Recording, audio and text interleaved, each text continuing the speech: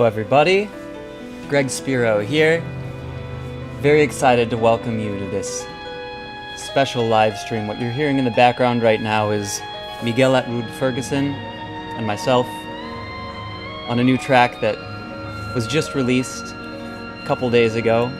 We've got a really special show for you today. Whew. So that part of it, I don't think that part of it that you're hearing now was actually released yet. But it will be soon. And I'm going to now hand it over to our Zoom here. Oh, there's Miguel. Hey, Miguel. And there's Simon Rentner. And Olivia Hern is also here with us. Hi. So, hey, what's up, everybody? Well, welcome to this one-of-a-kind, unique event for all of us, I feel like. I suppose a question for all of you, you know, the four of us here. There's four of us here, right? Yeah, Greg's and all of us. If Blau can sell his album for $12 million, then what's the original master of Kind of Blue worth? ooh, good question. Good question. We should get Vince Wilburn on the phone and have a conversation with him about it. So welcome everybody to Maiden Voyage. And if there are any other official jazz or jazz adjacent NFT drops or celebrations that have happened already or haven't or are about to happen, please hit us up. Let us know, because honestly, we couldn't find any. Right now, we are giving to you at maidenvoyage.io. You can see what may be the first jazz NFT offering, a beautiful animated video featuring Greg Spero, the pianist, violinist Miguel Atwood-Ferguson, and the animator Olivia Hern, and also a full album of duets between Greg Spero and Atwood-Ferguson. And so this Jazz Into the Future live stream will be divided into three parts. First, a conversation with the artist about the work, and then we'll be speaking to Will O'Brien and Patrick Booth Jr. of NFT of Oasis. They have started a virtual reality NFT gallery and performance space where people from all over the world have been watching Greg Spero perform over 3 consecutive nights of solo performances that you can go watch. Actually, we're going to be featuring some of that work in this conversation as well. And we're going to actually watch the animation shortly too. So you'll definitely want to stick around to see what these amazing cats are selling. And then at the very end of the panel, we're going to be inviting a star-studded lineup of jazz, influencers, musicians, just brilliant artists, to really ask some of the harder questions around the NFT space. Is it a fad? When will the bubble burst? Will they ever become ecologically sustainable? And maybe the biggest question of them all, is it even realistic that jazz artists and creative artists can thrive in our what seems to be a current NFT wasteland of pop stars, influencers, and billionaires? So hopefully we can answer some of those questions, but that's coming up at 1:40 Pacific time. We'll have the founder of Ropeadope Records joining us, Louis Marks, and see what he's up to in the NFT space, along with other jazz artists that we love, Oran Etkin, Ben Allison, Casa Overall. We even have an invitation out to the one and only Herbie Hancock himself. Maybe he can drop by as well. But thank you all for joining us, and thank you, Miguel Atwood-Ferguson, Greg Spero, Olivia Hern, for embarking on this maiden voyage together. Super happy to be here. So first of all, just talk to me about the work. Let's get out of the NFT conversation. I just want to know about the art itself. How did the collaboration happen? What was the inspiration behind it? Yeah. So I can definitely speak to that. By the way that I have this set up, this is, I'm just going to stay here in the corner in my little space. So whoever else is having a conversation with me will be on the big screen there behind me. It's just sort of how I have this set up. But so Miguel Atwood-Ferguson and I met years ago. It's got to be about 10 years ago, either 9 or 10 years ago when I first moved to LA. And we were connected originally through our love and our passion for this Buddhism, really, mindfulness in general, but we both practice Buddhism via the Soka Gakkai International. So we started out with a strong connection through that, and then eventually we heard each other's music, and we decided we had to play together. And Miguel has since been one of the greatest musical inspirations that I've had, and I feel super lucky to have been able to create with him in these contexts. And this one piece that we released is a very special piece to me. It's completely improvised, it's a special captured moment when souls really connect.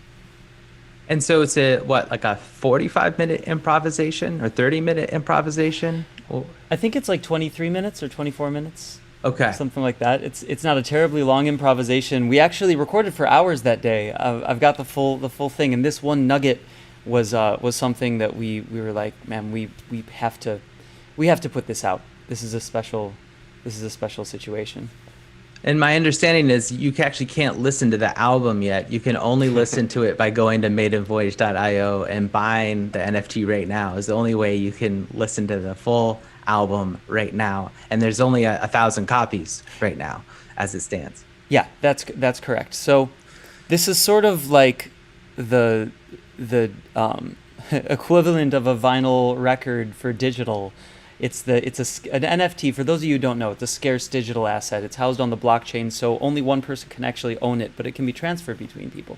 So we're minting 1,000 copies of this improvisation, and they're currently available at maidenvoyage.io as part of an NFT drop, which we'll tell you a little bit more about, with Olivia Hern, who did the art for it.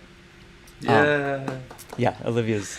Yeah, Olivia. So I think because this is a jazz space, people know who Miguel Atwood-Ferguson is, I'm sure. If you don't, do a Google search.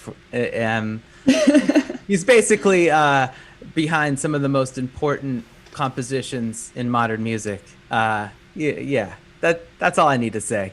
And we got Olivia Hern here. Please tell us about yourself. What are you? What's your story? What's your deal? I'm Olivia. I am a freelance theatrical designer and animator. And so when the pandemic hit, I started turning way more into digital art. And I had been spending this past year doing various animated music videos and short films for starting with the bands of my friends and working out until I was able to connect to Greg and Miguel to create this really cool project.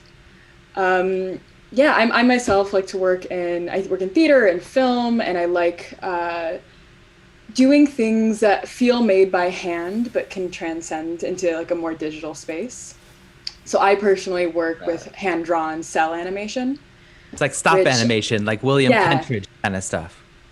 Exactly. So being able to transition that handmade thing into something digital that could then be applied into this new digital NFT space felt like a really perfect coincidental marriage. And and so like when it came to this specific piece of music, did you choose the section that you wanted to animate, and did you see the images that we're about to witness? Yeah.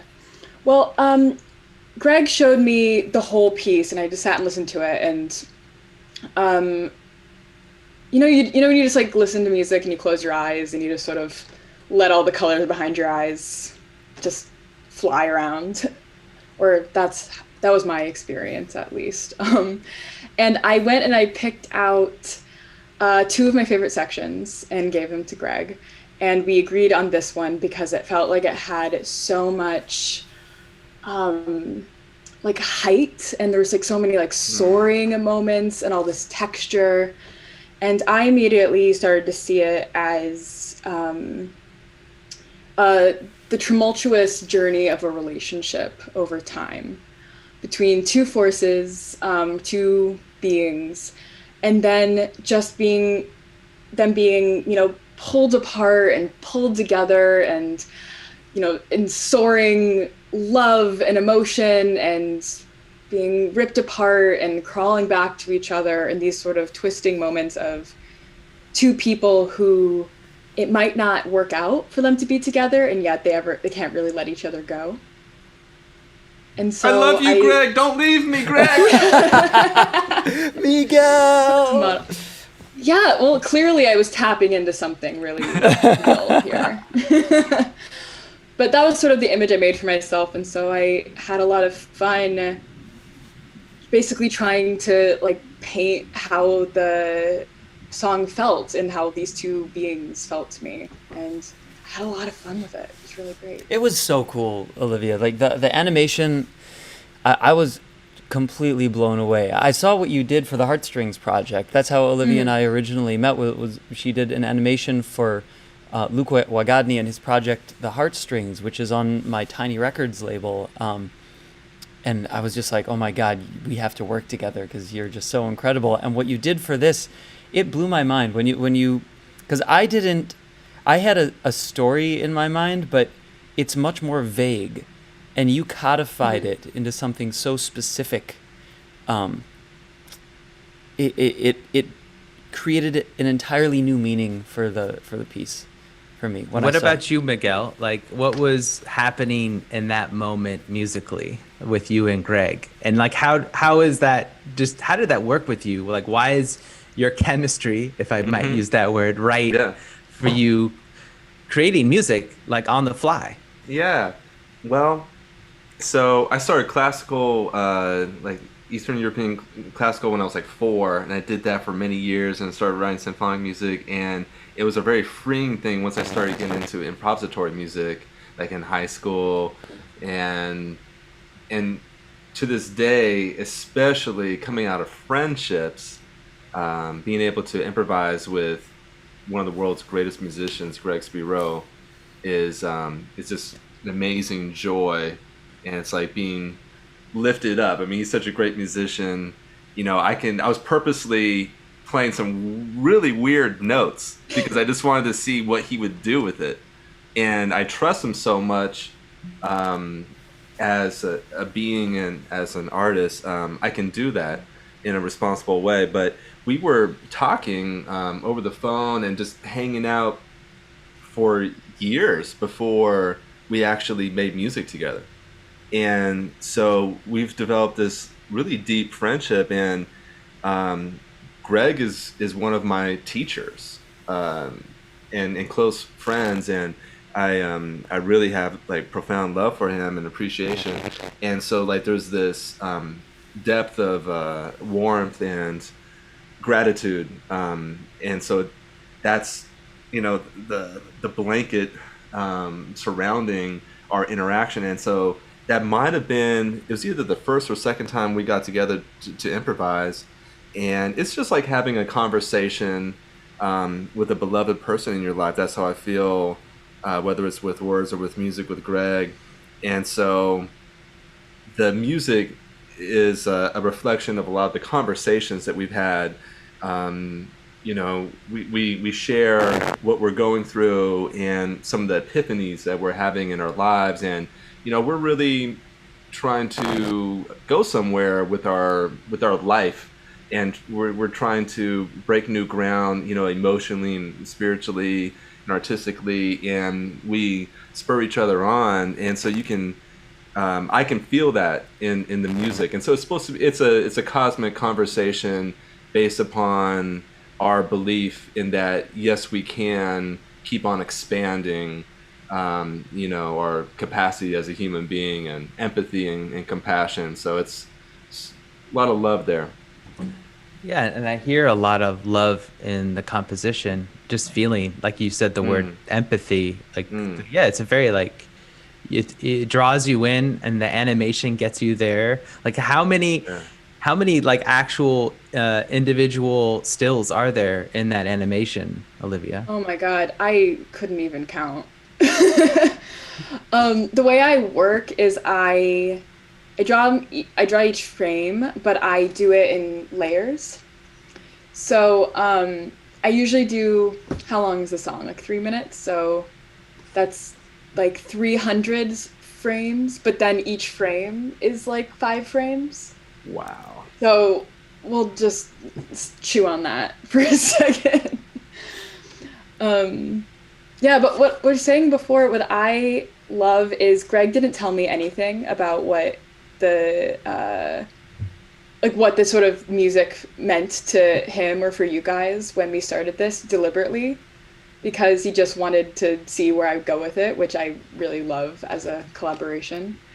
But it really warms my heart to hear you guys talking about it and all of these things that just like were totally communicated through the music about this sort of like this relationship and communication. And I do love when you can get that so clearly from a piece of art.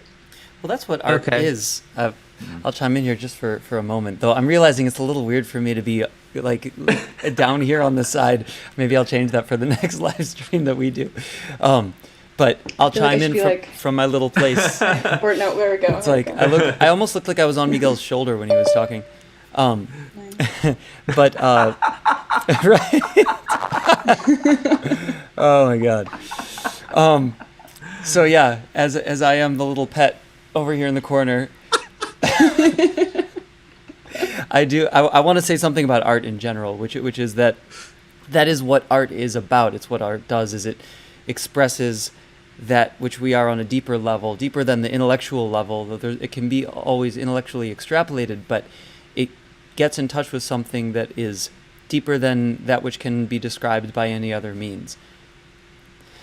And that's what I find so profound about playing with Miguel, and then about what Olivia did with this piece, is there's an undercurrent, and that undercurrent is palpable, and it's expressed through these different, like it bubbles up creatively in different sort of direct manifestations, and those manifestations all come together in this beautiful soup of creativity, which is what you see in Olivia's drawings as it is synced with the music. And when you're able to create a piece of art that's that deeply woven and connected, I'm always really grateful for that experience and for that existing.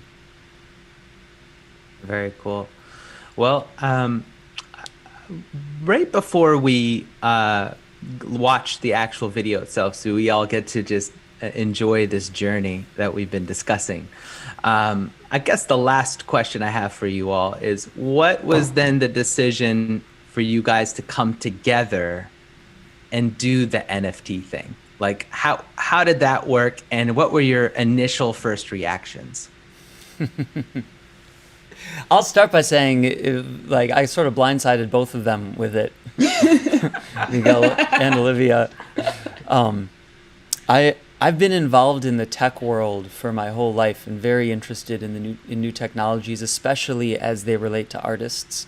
One of the things I did at the beginning of the pandemic was start a platform called Weebid, which people can see at weebid.app, which is a new way for artists to monetize and get to know their fan base in what I believe is a better way, and will grow into a much better way. And so as these technologies, as people who have insight into the music world start to develop these technologies, some of the things bubble up to the surface. And NFTs, it was one of those things that people started talking about, and it piqued my interest because I couldn't really see, I mean, we'll talk about the positives and negatives in it, but I couldn't see a fatal flaw in the manifestation of it. And the upside of it was the creation of something which artists have needed for the last 20 years, which is a form of digital scarcity. Because the digital revolution made it so content can be infinitely replicated. And once artists can have digital scarcity, then our music becomes valuable again. And I say that with the deepest of gravity, because the fact that music was not scarce, the digital files were not scarce, made it practically worthless in the eyes of a lot of people. It's been very hard to make money off of selling music, because you can stream it on Spotify, and Spotify just doesn't pay very much when you get a stream, you know. It's a marketing platform, Greg. Well, it is now. Now Spotify's a marketing platform. And you say that jokingly, but that's actually what it is. And now that we have NFTs, that's okay. As long as NFTs live, you know, you never know. It's like with Bitcoin, something could break and it could all go down the tubes, but it hasn't broken yet. And as long as it keeps going on the trajectory that it's going, even if it has a dip, which it I'm sure will, just like cryptocurrency did, if we keep on this general track, there's an entirely new world for creatives to monetize their work. And creatives have been struggling, especially over the past year, because concerts were our last resort. That was the last thing that we had to make money. And when those went away with COVID, people were put into very dire straits. And now this sort of light at the end of the tunnel that we're seeing with the new technologies that were developed, NFTs, it looks to me like it's going to change the game. It already is changing the game in a gigantic way. I mean, you said Blau, he sold NFTs of his music for like $12 million. One of my friends, Zed, a great DJ, just released his NFTs a few days ago, and in the first 2 hours, I believe it grossed over $1 million. And if artists can make a living by creating assets that can be traded, that keep their inherent value, it means an entirely new world for creatives. So that's why I said, Miguel and Olivia, we got to do this. Well, I think it's time. We're going to be talking about all of these larger issues a little bit later on, but how about now we just get into the work? And Miguel, Olivia, you can join us back later. I hope to see your beautiful faces again a little bit later in this live stream. So stick around. But if we don't, that's cool too. Thank you, for presenting this work that we're all about to enjoy. Thank you, Simon. Great to see you. Yeah, thank you. It's nice to be here. Thank you, Miguel. Thank you, Olivia. I'm gonna switch over to the video player here. If everybody in the Zoom could mute your microphones, I don't have my technology fashioned, speaking of being a technologist, to actually mute everybody myself. So if you speak, you will be heard over the video. Did I shut my camera off, or are you going to do that for us? You won't be seen, but you will be heard. So if you want to make commentary on the video as it's playing, you could say, oh, I like that part. Oh, that part. Not so How much. about some oohs and ahs? Can I do that? You could, or a laugh track would be good if you have that. All right, I'm gonna switch to the video here. Okay, so this is part 3. Now this is the video that was broken into 6 parts for the NFT drop, which you can get on maidenvoyage.io. So here is the 3-minute video.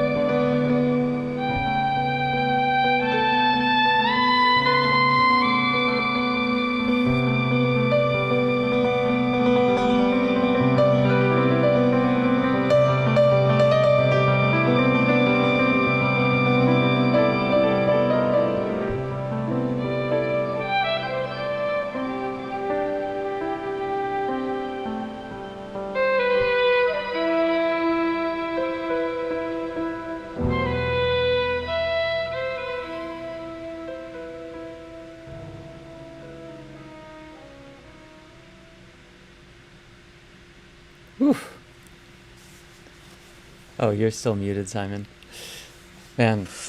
Yeah, you guys, congratulations. Beautiful work.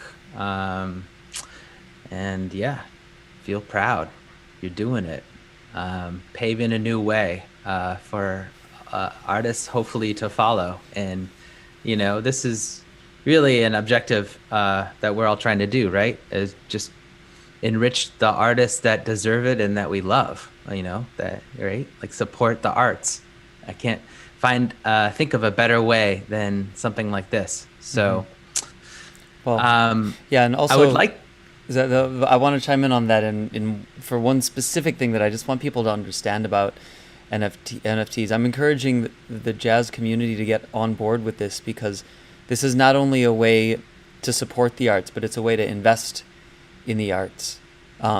That's the big difference here, is when you buy an NFT, you can sell that NFT. It's digitally scarce, so it's not going to someone's Patreon and giving them $10. It's spending $1,000 on a work that somebody created that might be worth $10,000 in a few years as that artist grows and becomes more popular. So it's a completely different dynamic. And I should probably show people the NFT page very briefly. So let me just diverge for a second before we go into our next section here, and show the page. This is the OpenSea trading platform. So the auction has started now for these NFTs, and Simon will tell you a little bit more about them specifically in a little bit. But people have started bidding, and the bidding ends tomorrow at 1 p.m. So you can go to maidenvoyage.io, and you'll need a MetaMask wallet, and you bid using Ethereum, which there are instructions on there of how to go through the whole process. And then there are single individual items, one-of-ones, that are available, and then there is the 1,000 copies of the actual album itself, where you can download the record that comes with the 7 separate WAV files and the artwork. So I just wanted to show you that briefly before we go on to this next section, and now I'll circle it back to Simon here. Yes, so Greg, not only are you messing with people's brains doing this non-fungible token thing, which is confusing all of us and breaking our brains, but you're also dabbling in the virtual reality space with two forward-thinking entrepreneurs and all around great guys that I'm bringing into the discussion right now. In fact, I think they'll do a better job of introducing themselves. Will O'Brien and Patrick Booth Jr. of NFT Noasis. What's up, guys? Thank you for joining the party. It's so awesome to have you here. So please say a little bit about yourselves, and you tell us what NFT Oasis is. Sure. Hi, everybody. My name is Will O'Brien, and I'm the CEO of NFT Oasis. I played music my whole life, and music and arts are so important to us. And we feel that this is a very important moment in the music and arts world. I think when we look back at decades of exploitation in the music world, we look back at the last 10 years of the social dilemma and how social media has kind of ripped us apart. And then the last year of COVID, quarantine, social and racial injustice, this is a moment where we're feeling a lot of toxicity. And what brings us out of that toxicity? It's the musicians, it's the artists that change the culture. And what's happened with the Clubhouse effect, right? This app called Clubhouse allows people to get on and listen from their heroes, their mentors, their people that they admire, and break down those walls of communication. And now with this NFT phenomenon, we're leveraging that new communication corridor to create an abundant economy around music and arts, so that people can invest, as Greg said, into the artist, and the non-fungible tokens will retain value and will pour money back into this ecosystem. So we see that the NFT movement is actually fueling this revolution that is going to dawn the new renaissance. And that's what I'm just absolutely thrilled about. I'm a serial entrepreneur. I'm an angel investor. I've been in the blockchain crypto space since 2012. I was the founder and CEO of one of the early companies called WBGO. and I've invested across the space in a number of projects. And so I've, together with my co-founders, Patrick, and also BT, who is a legendary in the EDM space and film soundtrack artist, Jesse Nolan as well, and Greg Edwards, who is a VR legend who built Burning Man in VR last year with his team. We've come together to build an open format, immersive virtual world called the NFT Oasis, where artists and musicians that are embracing this NFT phenomenon can have a virtual stage and a world where they can hang their art and they can perform, they can have fireside chats and conversations with the community to bring life to this movement, to help show what the value is in these NFTs, so that the community can enter either in VR or can watch the party happening, watch the movement happening over live stream like this. And it's very exciting. We want to make this is an opportunity for an abundant, forward-looking ecosystem where the artists reclaim their value in this society and that people can invest in them. I'm very excited about it. Yeah, Patrick. Hey, everybody. I'm Patrick Booth Jr. It's a pleasure to be here. I am a full-stack developer, smart contract engineer, also musician, creative, visual artist as well. And I just love music. I love how it can exist on a decentralized ledger, and people can sort of like not only partake in the sort of listening and sharing of it and generate royalties alongside the artist, but also they can collect artifacts known as these non-fungible tokens and create long-lasting experiences that appreciate in the long term.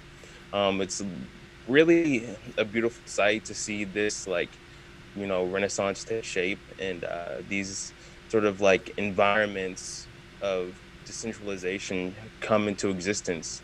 You know, there are a few metaverses out there. I performed personally inside of like crypto voxels in Decentraland. But I feel like what we're doing at NFT Oasis is providing a much more social, substantial use case around VR applications in a way that just makes sense. And, you know, people can sort of like immerse themselves in a beautiful, heavenly ethos and atmosphere. And I just love the team that we have composed here, and the way that they're just making things happen fast. And, you know, it doesn't feel like a sprint. It definitely feels like a marathon, but like all of our expertises are just meshing and coming together so well. And just, you know, think that what we did with Greg Spero as well was like just the tip of the iceberg. There's more to come, and I really appreciate his artistic value that he's providing to the NFT space with this drop, and that the community should definitely rally around what he's done and continue to lead by example. Greg, we appreciate you, and it's been an absolute pleasure supporting what you're doing. So yeah. What you say you both are musicians yourselves, so what do you play, and where do you navigate in that space? Will, would you like to go first? Sure. So I play piano and guitar and sing. I actually released my first solo improvisational piano album on Spotify in January and Apple Music. It's called January, which is the Latin etymological root for Janus, the god of two faces, January, the turning point. So it's a passageways, portal, two-way doors, live improvisation. Over the last 3 years, I've recorded hundreds of tracks, and I took 10 and had it mastered and put into this album where I didn't know the first note I would play, but the whole album really comes together beautifully. And I played music my whole life. It's an outlet. It's an energetic synesthesia for me to be able to live improvise. And so now at age 40, I've launched my first album, but I've been, you know, running companies for over a decade, and have always looked at supporting the arts. I've been very involved with Burning Man, and I just love this collaboration between Miguel and Greg and Olivia. I think it's beautiful. I've already bid on one of the items, probably going to definitely buy the 1 of 1,000 as well. Might bid on a few more today. It's beautiful. I think the music that you all played really is close to my heart. I grew up listening to Weather Report and Miles, and I love Greg's music so much that he performed in the NFT Oasis the last 2 nights, and it was just incredible. It's the first live show that I've seen since COVID started, and it's beautiful. I can't wait till we share this on the podcast. Cool. And you, Patrick, yeah, what's up with you? So, uh, I am a sort of like a keyboardist, synthesizer, sort of techno geek, if you will.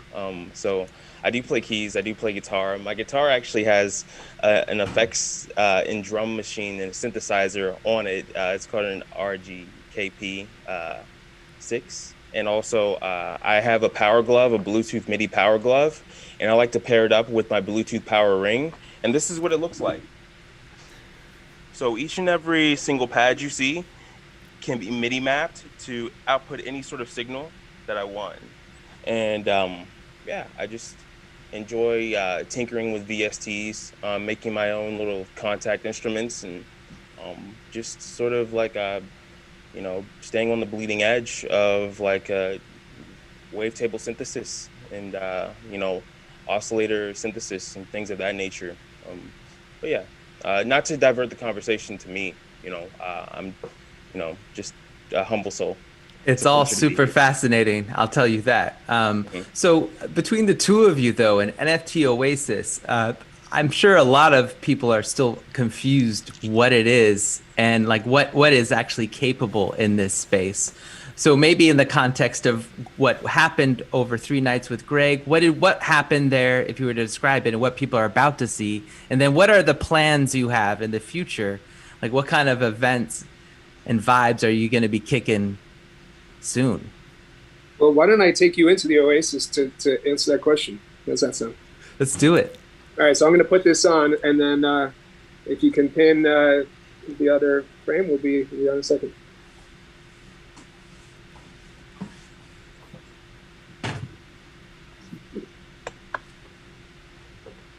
All right.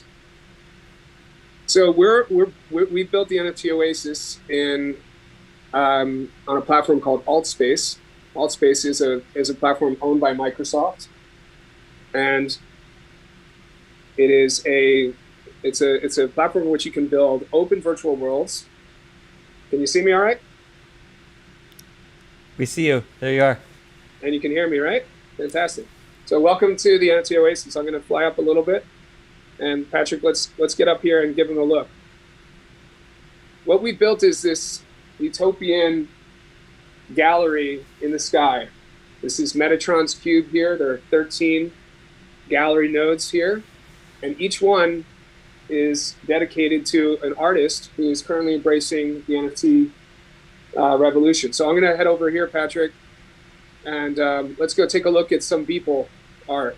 One of the first things that happened in the NFT world that took storm is that made everyone pay attention to is that there was a $69 million purchase at auction of Beeple's artwork. He had created 5,000 digital illustrations over a period of over 11, 12 years.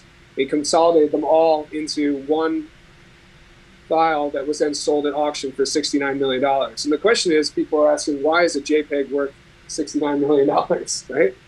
And part of the problem is because we've been living in a flat world for a long time, right? We've been living on websites, we're on Clubhouse. We don't really have the ability in this COVID world and also just our very global world to get together and understand what the value is. So we built the NFT Oasis. It's a place where artists can come in and display their art and hold meetings and fireside chats and parties and drop parties.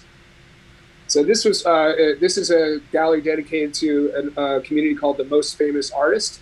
And in this case, they took 50 participating artists of their 500-person community, came and curated together their own versions of Beeple with his permission to put together this kind of tribute to Beeple right before that auction. So this is a community of artists, 500 artists of the Most Famous Artists that are embracing this and finding a way to earn a living and grow from and learn from each other. Let's head over here, Patrick. And I'm just going to speed up a little bit. And here's another art gallery. This is a little bit more fine art. You can see that, in here, the ability to get up real close and understand and be in the presence of this art and allow that the artists come here and have a conversation with the community. This is what's possible. We've created an open canvas, fresh blank canvas for people to come and have a social interaction. Here's Greg, our designer. Hey, Greg, wave hello. And you can interact with each other, with emojis, with voice communication. And we're really building the beginnings of something that is quite special. Last year, Greg and his team and I was supporting them. We built Burning Man in VR. So we took the Playa, digitized it, brought it onto AltSpace, and then we empowered a community of creators, some of whom have never worked in 3D before, to build over 200 virtual worlds. And during the Burn Week, when Burning Man was canceled, people came into this virtual Playa with 200 virtual worlds. We had over 15,000 unique people in the space, visiting almost 100,000 times. And there was 1,500 hours of DJing, programming, talks, everything you can imagine. So we've learned from that having a social first experience in this immersive world, whether you're joining from your Oculus headset, whether you're joining from a Mac or PC, or whether you're just watching the party on YouTube Live, it's really powerful. Let's go over here. We're going to portal into this amphitheater world here. Follow me in here. And as we're heading over to the amphitheater, what you'll see is another beautiful world that we've created that's really suitable for open air live events. And specifically, as I mentioned earlier, a couple minutes ago, I released my album in January. So what we've done here, just as a showcase, is we've animated me here at the piano playing my album. And you can't hear the music because I put myself on mute from the world. But if you're in this world, you'd be overwhelmed with the music. And this is also a place where, imagine, Miguel, that you're in here performing, and your fans can come in here and actually feel like they're up and close personal with you performing, with Greg and Miguel. And then they can go off to the side and look here at the beautiful sunset. And it's, when we think back about it, we always remember a song that changed our life, brought us passion or art that made us think about something a different way. So we want to create this, we've created this open canvas with the inspiration here that the artists are going to come and fill in. And we're going to be inviting a new artist every day to come into this space, maybe more than one a day eventually, and start to fill in these worlds with their live performances and with community creation. So let's head over here. And there's BT. Hey, BT, say wave hello. So we just opened up this world 2 days ago. I'm going to go back into this hub, Patrick, so that we can go into one of the other worlds. We just opened up this world 2 days ago, and it's really taking a storm. The first day, when we had Greg's performance, which I think we'll show a video in a few minutes, we had over 170 people just join us in VR, and many more watching the live stream. And that created a starting point for Greg to talk about his drop and leading up to today's event. Let's go over to this forest world here, Patrick. You can see that there's a serendipity when you walk around, kind of like getting lost in the MoMA. And that's really nice to be able to have one artist in, artist collection adjacent to another artist collection. Part of our mission here is to invest in underserved artists. We're going to be launching a minting fund that allows people to apply to get resources and to get mentorship. And we're going to also be providing a lot of information about how to create an NFT. If you're looking for an opportunity to collaborate with another artist, perhaps you're a visual artist like Olivia looking to create work with a musician or vice versa, we want to be the place where you learn how to do NFT. You can do it safely, and then you can you can mint on any of the other platforms, but we're a stage now where you can, in some beautiful world like this, really talk about why you created this art, what it means to you, and what it will mean to a collector. So I think that's a good intro. We have many more worlds that we've created. We're inviting VR and 3D artists to join our community, to build here. We're inviting artists to submit and to come through this, and we will help them with giving them a space, giving them a number of days before their drop, to curate. We invite collaborations. We have some incredible artists coming down the pike. Like Imogen Heap is going to be here in a little bit. She's, incredible musician and very, advanced in technology, music technology. As I mentioned, one of our chief creative officers, BT, who is bringing some incredible soundscapes into here. So I'm very excited what we're doing. It's just the beginning. We welcome collaboration with the whole ecosystem, and can't wait to see you in the Oasis.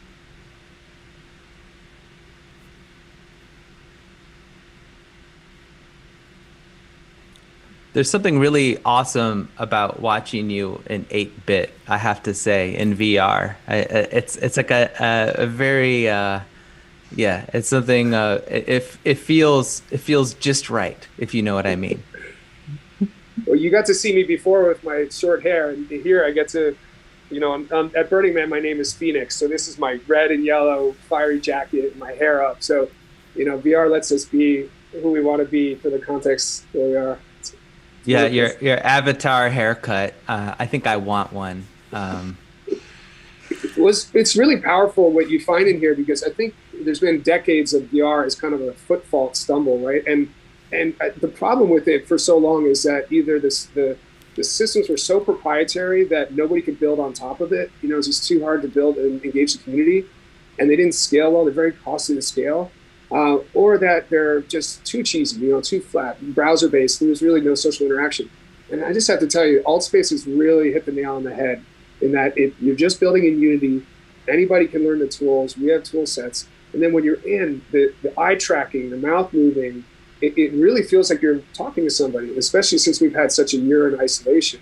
I found that during the Burn Week, I found myself at the temple, and I ran into somebody who was a good friend of mine who passed away during COVID. And, it was a real true burner experience of being in the temple, talking about a friend that you lost. And it felt real. It's beautiful. There's something that's happened here. And I don't think we're ever going back. By that, I mean, we're going to get back. We're going to get vaccines. We're going to have, travel again. But I think what we've done is we've kind of opened the Pandora's box in a positive way, that we now are providing accessibility to artists around the world. Greg was playing a couple nights ago, and we'll hop into that world in a minute. When he was playing a couple nights ago, there were people from all over the world, from Eastern Europe and from East Asia, all over the world that came in here and play, and were actually physically in the hall with him while he was playing. So there's an emotional connection that happens over this type of VR, and we see this as an augmentation to the artist's other tools in the artist's belt of screencasting and social media. This is just even more human. Well, let's watch it, and I'm sure we'll see the people from East Asia watching along with us right now. So let's see Greg in performance in NFT Oasis. What are we about to hear, Greg? What's the song?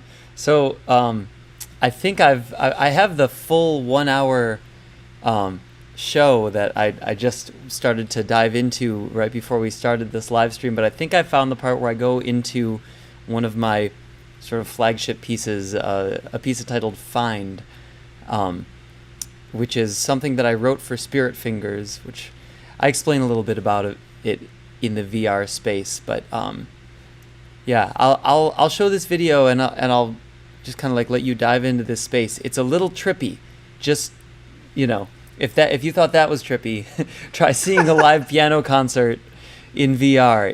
It was really an amazing experience. It felt like I was in a concert hall performing to people. All the nervousness was the same. So anyway, check this out here. This is myself in the metaverse with the concert. We did 2 concerts last night and the night before that. And I'll just play you a little bit of this. I might skip around, but we'll see. Has been one of the greatest challenges that I've ever seen in my lifetime for us to collectively face as humanity. And through that challenge, we have developed into a new way of life. It's like we've fast forwarded 10 years in technology in the past year. And this is one of these the lights shining through the clouds for us. I think that this is going to change the way that we're able to to engage as people, as artists, and the way that artists are going to be able to monetize. I have my NFTs here. If you look around on the walls, those 6 images are NFTs that are being released tomorrow at 1 p.m. On another live stream where you can go to maidenvoyage.io. That's the name of the release, is Maiden Voyage, and they're pieces by, well, the artist is Olivia Hern, and it's myself and Miguel Atwood-Ferguson doing improvisations. He's a violinist, so it's electric violin, piano duets. So thank you for being here and checking those out. I hope you'll join us tomorrow at 1 p.m. But that's all to say, what an amazing revolution in creative potential for people, for creatives, to be able to make these scarce digital assets called NFTs. And then I see my friends already making a living off of selling their NFTs as original works of one of ones or one of tens. And it's opening up this it's just an unbelievable amount of new doors for creatives to get their work out and make a living doing their work, so we can do performances like this and continue to foster our creativity. So thank you guys for being here and supporting me and supporting NFT Oasis in making this a hub for NFTs and for artists doing their concerts and displaying their works. It's really important for the future. Yeah, I'm gonna do a real quick stream check to make sure that my my piano.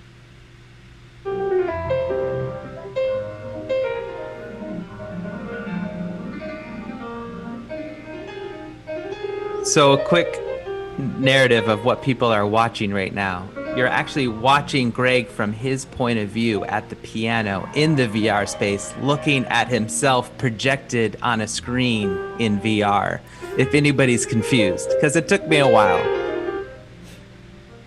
So that's, I'll chime in here on that. That's almost completely accurate. I'm actually looking at the audience from the stage. If you see the piano up there, I'm looking out into the audience with my headset on, and I'm at that VR piano,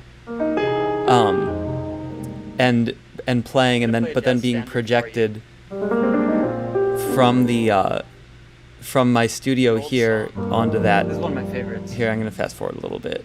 I thought that was tune 16. And that's actually me recording. That's my perspective.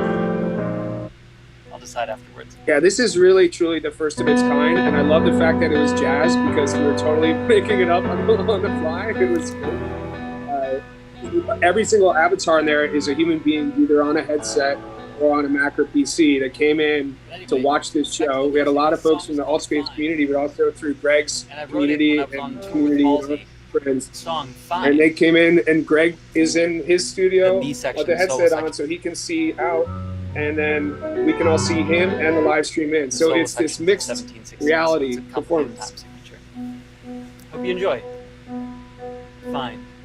From Spirit Fingers.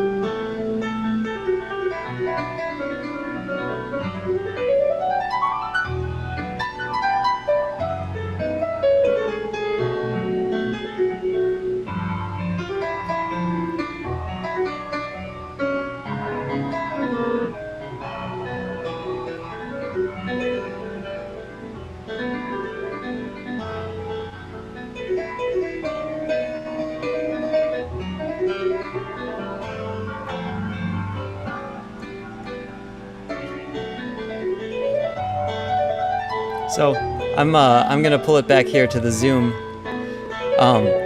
We could watch. Yeah, that concert's actually up on my Facebook page. So if you want to watch the rest of it, you can go to my Facebook and check out the whole thing. But just to say, Greg, that after the concert, Simon, I got to tell you that all the people bombed the stage and we're taking photos with Greg, and you can take selfies on the platform. So people are taking selfies with Greg, coming around, asking him questions. I mean, it was incredible. It's, you know, people, the human brain just says, this is Greg, this is the piano, I'm there with him. And the same emotional, you know, dopamine, serotonin hits are happening. And it's incredible how people just been locked up, and now they got to hear Greg Spero perform live, and we're there. Now imagine, you know, the future, the NFT is your ticket to get there, and it's personalized as your souvenir on the way out. And now how motivated are you to go help bid up that artist and, you know, help them continue to play? So this is what we're crystallizing in this revolution. Is the NFTs have created a wedge to break into this industry and break it apart and let the artists really win and control their destiny go forward. I'm just so excited about the future. And the only big mystery about that video is, what does Greg's avatar look like? Because we don't know. We have literally zero idea, because that was his perception. We were all living in Greg for that experience, I guess, as an avatar. I don't even know what I'm saying anymore. It's all right. I was on stage, so my avatar was very tiny on stage playing the piano, but you were seeing from the perspective of Patrick's avatar, seeing all the other, he was in the audience, and seeing me on stage, but the real me projected onto the screen. We'll do it again also. Other people who haven't seen it yet, if you follow me on Facebook, I'll be announcing when we do it again, and we're going to do more concerts in the metaverse. And you can also view it even if you don't have a headset. You can view it from your computer. It's just not the same experience.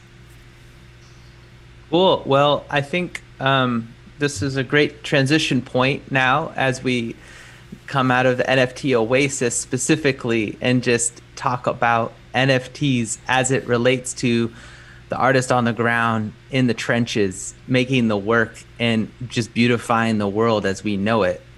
So I'd like to bring in our other distinguished voices and guests. Thank you for your patience. Louis Marks from Ropeadope Records. I've always been a fan of his. Welcome him. Oran Etkin, the amazing bass clarinetist, among many other, multi-reedist, I think I should say, composer, educator, we're big fans of his. Thank you both for joining us in this bigger discussion about NFTs. So first of all, I guess you guys were kind of watching what's been going down here. So maybe just some observations first from the two of you on what you guys were thinking. Oren, do you want to kick it off, or shall I start? You go ahead. You go ahead and start.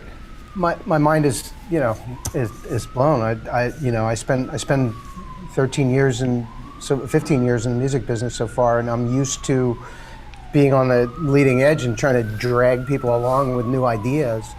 And now I'm in the back. Like what NFT Oasis, what Will and Patrick have done here is absolutely amazing. I love the term mixed reality. That's a new one on me. And what hits me is there's a certain fear that goes with this of like what's real and what's not. But I think we're finally at that point where we can stop saying the internet is fake and real life is real life. Like IRL is a term that's just gone now. So those are my first impressions. It's stunning. Oran? Yeah, it was really amazing to see how how people can interact there and be in that experience of being in the moment. I own a headset because my girlfriend actually does research on VR in the medical context as a rehab doctor. But unfortunately, I wasn't able to connect with that headset yesterday, so I only saw it in the 2D realm. But even just seeing how everybody can interact and look around and stuff like that, I think there's this is just the tip of the iceberg. I think there's a lot of potential in where this can go. You just see how it can just take off in different directions. So the first question I just want to get to, and we'll ask some of the more difficult questions, and maybe Patrick can start us off here. But, you know, jazz artists that can sell, let's say on a good night, 150 tickets in any given market around the world. And that is only really covering their bare costs of paying their bandmates.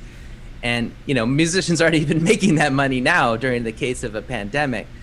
So, but with artists with those kinds of followings, like we're talking about maybe 10,000 followers on Facebook or whatever, you know, how realistic is it that an artist can venture into the NFT space and, you know, find another channel of income for themselves? Great question. I just want to say that it doesn't necessarily matter how many followers you have. It just comes down to who you're targeting for the most part, because there are a vast collection of sort of vaults, if you will, a collection of collections where people find these underrated artists, these people that don't necessarily have like a lot of social growth per se from their music, but they see the potential of that artist, that said artist, and especially if their prices are reasonable, they'll just buy up your pieces and you know, sort of like put you in a vault and back their social token with it. For the most part, if you don't necessarily want to reach out to those sort of people, you could just like start doing podcasts with known collectors and known people in the space. And eventually one of them will just like you as a person and, you know, connect with you on a sort of like mental space and just then invest in you as a brand. So, yeah. Now, I know, Louis, you have some plans in the works regarding an NFT. I just saw the press release come, the first one, I believe. So maybe you'd like to share with our audience what that is and like what's that arrangement like? What were those talks like with Christian McBride and Questlove, I imagine? I feel like I'm following James Brown on stage right now, but the things that we're trying to put together, the things that I've been focusing on are, I think, a little bit more, I guess now you'd call them traditional use cases, how to tie physical product to NFTs, to tie the existing physical music business to this new world. And the first thing we're doing is repressing, for the first time in 20 years, the Philadelphia Experiment. We really didn't have a lot of conversation with the artists. I chatted with Christian a little bit, but you know, this is a legacy Ropeadope album. It really defines not just musically what we've done over 20 years, but also kind of that independent concept. And it's really funny to go back 20 years and look at, that's one of the first times somebody said, here's some money, go in the studio and make whatever music you like, you know? And now here we are in 2021, and that's pretty much what most people are doing, right? The world has changed, fortunately. But the process is this: we're going to etch the original stamper for the vinyl with a code from the blockchain, and we're going to mint 1,010 NFTs, and then there will be a QR code printed on each vinyl label that will take you directly to collect your NFT, thereby proving that you bought copy 1, copy 2, copy 3, whichever one it is, in order, and verifying it, you know, as an NFT on a regular basis. And you know, a lot of people put out limited edition, 1 of 1,000, but there's really no oversight or particular way to prove that somebody didn't print 1,500 or 1,010 or 1,050. You know, somebody could press some extras and take them home. So we think that adds value to the album. And I see a lot of companies starting to do this, like Louis Vuitton, you know, because there's worse counterfeiting happening in other products. But I like it because the vinyl collector community is really, really sharp and really strong, and I'm hoping that they'll embrace it. Oran, when I invited you to this session, you immediately had some questions and I thought maybe you could just pose those questions that you had for me to our audience, to the people here. And hopefully they have some lucid answers for us. Oh, you're on mute. Yeah. So first of all, I see a lot of hope in the NFT, and I think that it's very crucial that we have scarcity in our product. I think that's really important, and I see a huge potential and hope for this. Putting on my skeptic hat, I'd love to pose some questions and get your opinion about this. I was chatting earlier today also with Ben Allison about this, about how the collector's perspective is about how much this piece of music will be worth in the future. So it's speculation. It's speculating on an investment, and that's a very different motivation to purchase something than enjoying the music. And right now, when we had downloads and people, back in, when people would download MP3s, they would download it in order to enjoy the music. And when I look at the art world, for example, you see people buying paintings and for huge sums of money in order to invest in them, and then they just have them locked in their basement somewhere or in a vault somewhere, just as an investment. And it gets away from the notion of, I'm buying this because I love the music. And then that kind of begs the question, are the people who are going to be successful at this, or the people who are going to be able to to make money with this and to draw investors, are those the people who have the best music, whatever that means, best and music, that's not an objective term, but are these people who are going to move people with their music, or are these people who are going to basically, is the music just going to be put aside and the investment potential of return on this be the thing that comes back? I actually have I have thoughts on that. Mm-hmm. I think the short answer is yes, all of that, and it's good. So it's good that will happen. And the reason that it's different here as opposed to the painting art world is, if I have a song that exists out in the world and it's on streaming platforms, anybody can listen to it. But if I have an NFT of that song, that's the same song that anyone can listen to on the streaming platform. But that NFT is a token on the blockchain denoting that that's the one original piece that I can have for investment purposes, because I believe that song has value. It might be because it has 1 billion streams on Spotify that I feel like it has value. So rather than taking something away from the public and saying, like, I'm going to keep this locked in my basement, an NFT is denoting value of something that exists fully for the public, but it's creating value in a different universe of value. So now you can invest in those same people that everybody else can enjoy, and you can have that intrinsic investment potential of that asset. Like, that's why this is a seismic shift in my mind, because we're creating another whole layer of value. Like, you can look at it metaphorically in a couple different ways, a new universe, a new layer. But it's not the stream. The listening to the music is something you can do either way. It's the ownership of the original piece of that music that is something you couldn't do before, that now you could do with virtually every piece of music. Any artist can mint the original version of their song that can be enjoyed by everybody else, but now has intrinsic value that allows other people to invest in that artist. So it'll empower artists to have more money to do more art and to make a living, so they don't have to go get a day job if they're a great artist. And what Patrick was saying earlier is people are looking for great artists that are undiscovered now for this very reason, because if you buy an early NFT from an artist who's undiscovered and then they blow up, that NFT goes way up in value. So it's a new universe of value and investment. Absolutely. May I jump in again? I think you bring up some very valid points. And I just love and appreciate this entire space as an ethos.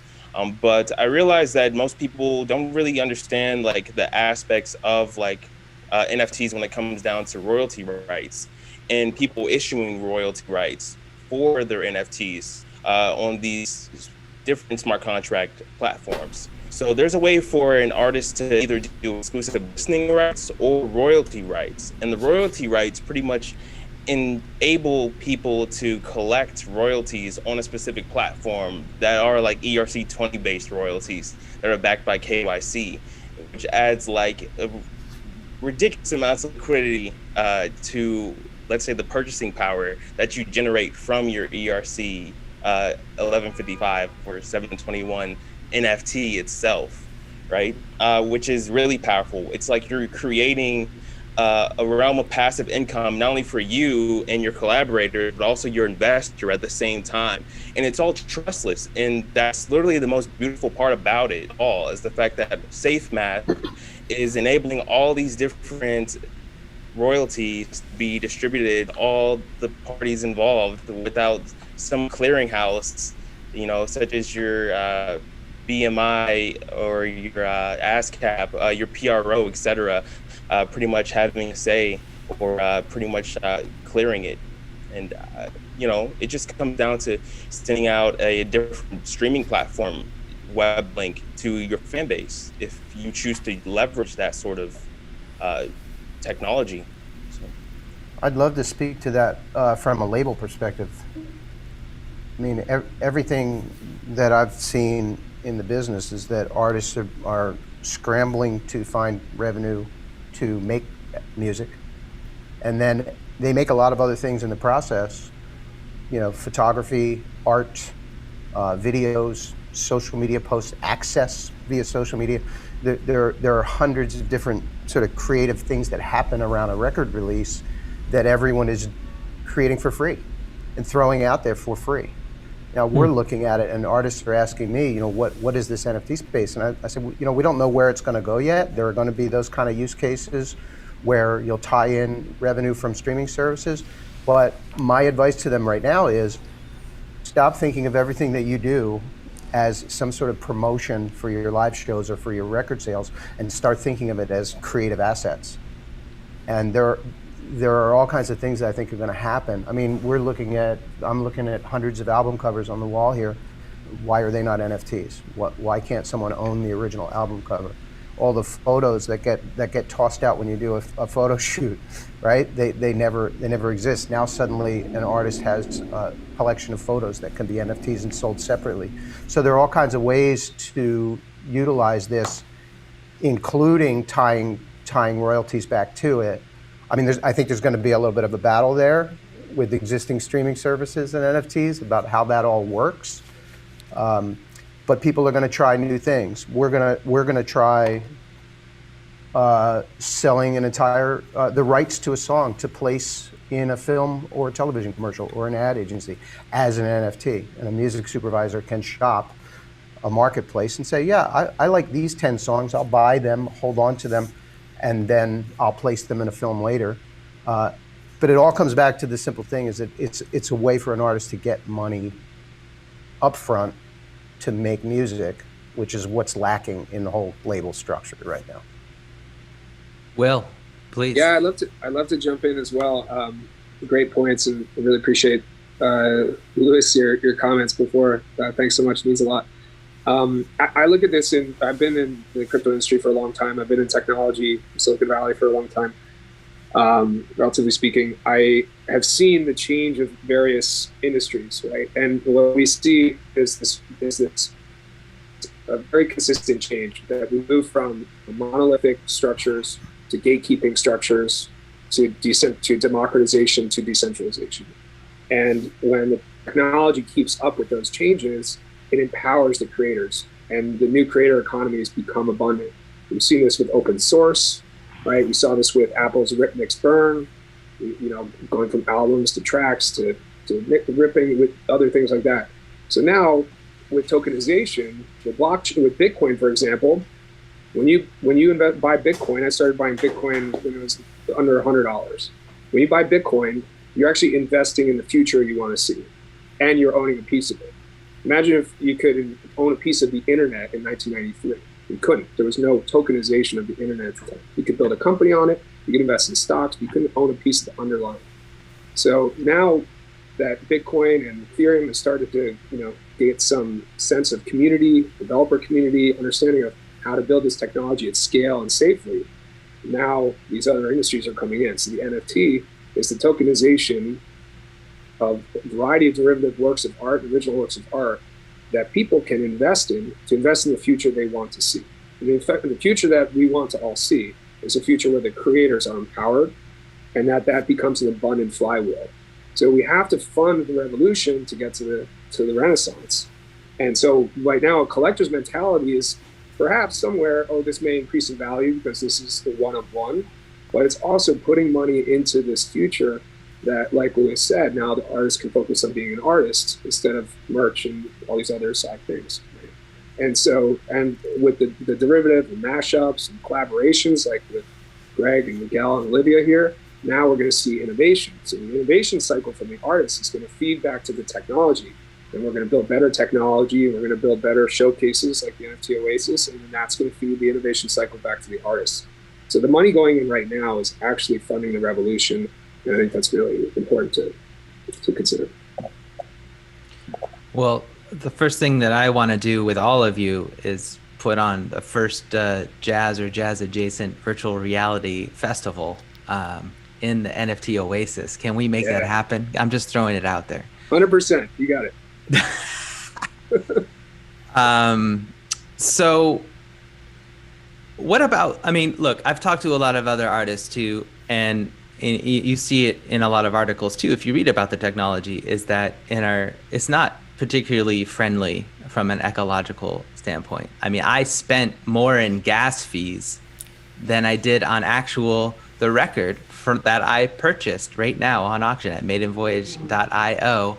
I spent more on gas fees than the music itself right now on Ethereum.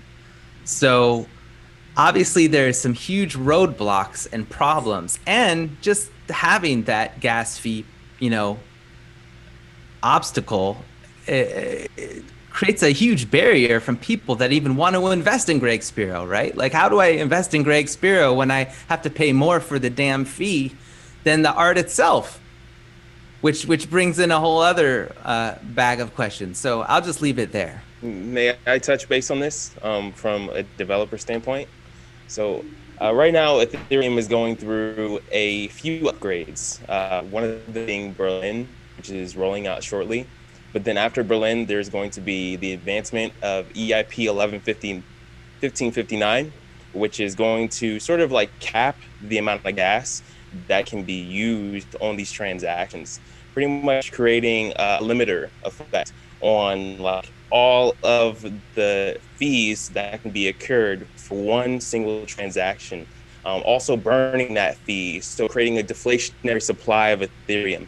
But you also have companies such as Immutable X creating a layer 2 solution with OpenSea, also Polygon and Matic creating these like side chains as well, enabling people to trade NFTs in a way that just sort of alleviates that problem right now. But that's sort of like an advanced state right now for people to sort of even comprehend. Like, first you have to like learn to walk before you can run, and running is literally taking and adopting these layer 2s and side chains for NFTs. And there are better alternatives out there for music solutions. I would love to introduce Greg to them. One of them I've sort of advised for the CEO. His name is Bjorn Nicholas, and he runs Rocky.app. They have a great Binance Smart Chain audio NFT ecosystem, and literally the fees are pretty much non-existent. And it's really handy and useful for features that I earlier described in this conversation about the exclusive listening rights and royalty rights for all parties involved. But just to take back to the sort of layer 2 and what's coming there, also the upgrade to Ethereum 2.0, which is going to eliminate the whole miners entirely, because miners are sort of who you're paying to facilitate this transaction. So pretty much how it goes is you submit the transaction, then somebody has to do the hard math to confirm that that transaction took place on the blockchain. That's pretty much going to be eliminated with proof of stake on top of Ethereum. So you just like have a node system that's just verifying transactions instead of proof of work, which is where a lot of people are claiming that the environment is being affected from the blockchain, when in reality, there's a lot of renewable resources which are powering the technology to operate at its highest capacity, because really you have terrible profit margins if you're not using solar, wind, or hydropower whenever you're operating on these networks. So I believe that in the future, it's not necessarily going to be much of an issue. There are already other alternative chains that are operating, including big companies like the NBA and UFC and all these other giant brands such as DC, and Stan Lee has his NFT. They're not necessarily using proof of work to verify their NFTs, and the fees are substantially lower. But I do believe that Greg's artwork is worth investing in, and you shouldn't necessarily let environmental effects, the optics of environmental effects, sort of deter you from and this amazing drop and what he has to offer, because this is literally I'd say an experience. It's not just like a collectible, it's an experience. He created an experience. So yeah, that's all I have to say. Thank you. Louis, your hand is raised, so you may speak. Oh, except you're muted now. Thank you. I heard someone say that the blockchain technology is going to explode when people don't have to understand it, and I'm hoping for that day. But Patrick said a couple of things that I wanted to ask him about. Proof of stake versus proof of work. I think anybody can look that up and understand that pretty easily.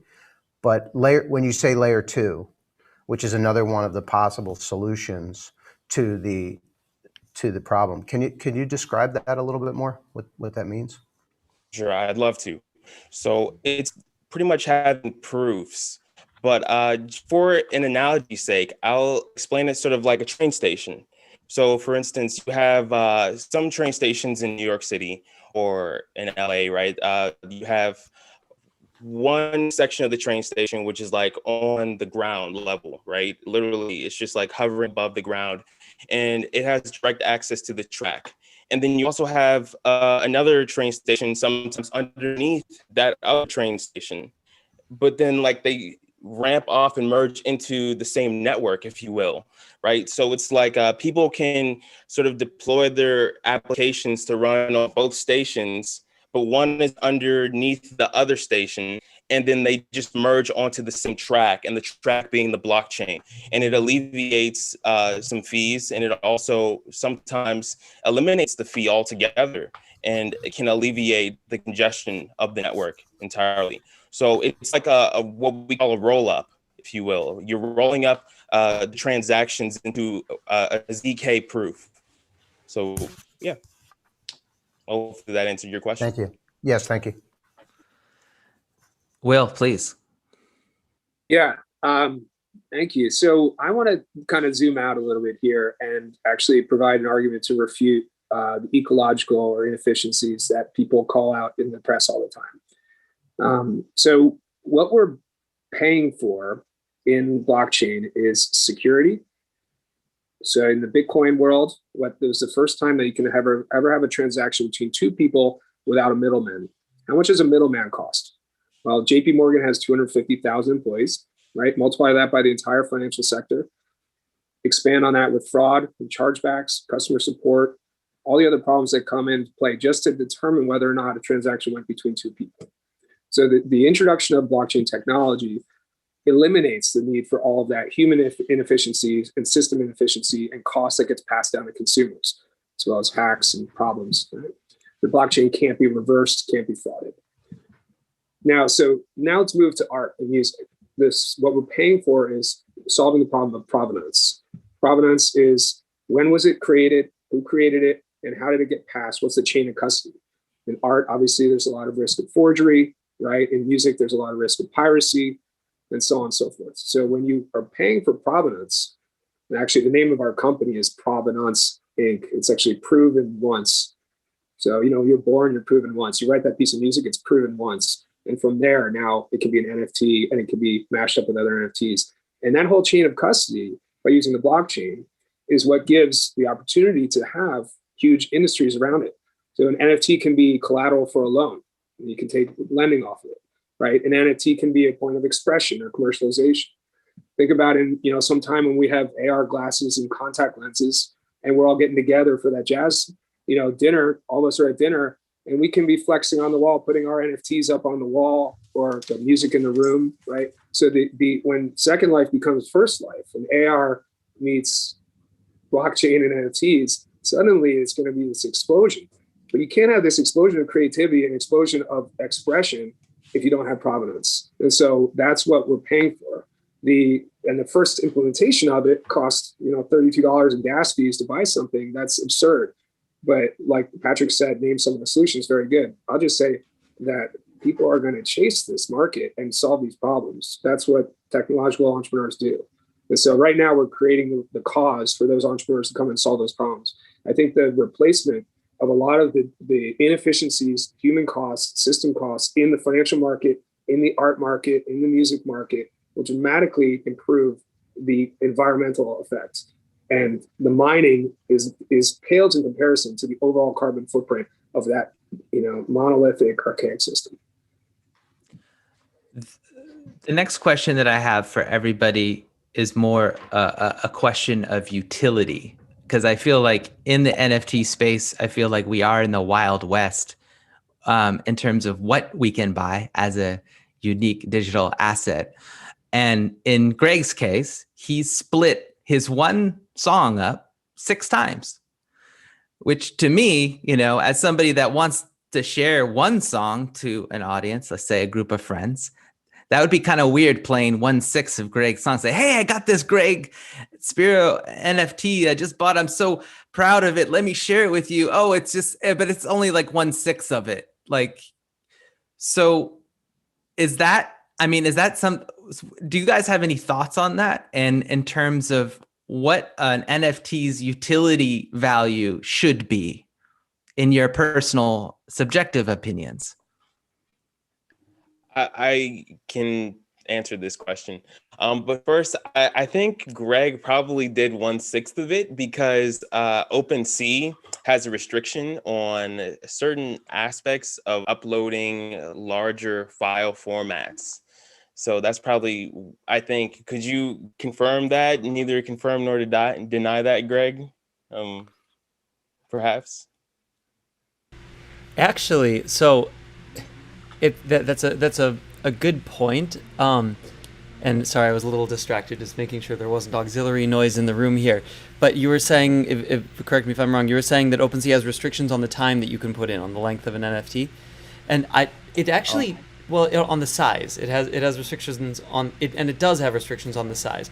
But I have minted some NFTs of long-form piano pieces and been able to compress it to a point where it could live on the blockchain and be sold in OpenSea. So that wasn't actually the reason for this. The reasoning. Sorry about the noise in the background here. The reason is that NFTs, as they seem to be, as they're being utilized right now, they're seen as these tokens. It's not seen as an entire song. Like the Zed NFT that dropped a few days ago that I was referring to, that NFT, well, there was a series of them, and they were 10 to 20 seconds long, and it's an experience. So it's actually an entirely new medium from a song. If you want to listen to the song, you can hear the song, and you can go onto Spotify and hear the entire part 3 that was made into these NFTs. So the actual reasoning for them being in this form is because it is a new form factor. Now, in this particular piece of art, that the drawings that Olivia Hern made were sectioned into these very compelling little miniature pieces. And you see these in the NFTs. If you go to maidenvoyage.io, there's one that has a specific character doing a specific thing, and it transitions into something else of a specific character doing a specific thing. And that has synergy directly with the music that Miguel and I were playing, not because we tried to make it in these little chunks, but because those were the pieces that we were speaking. So it ended up actually just making sense as these between 10 and 30 second sort of tokenized pieces.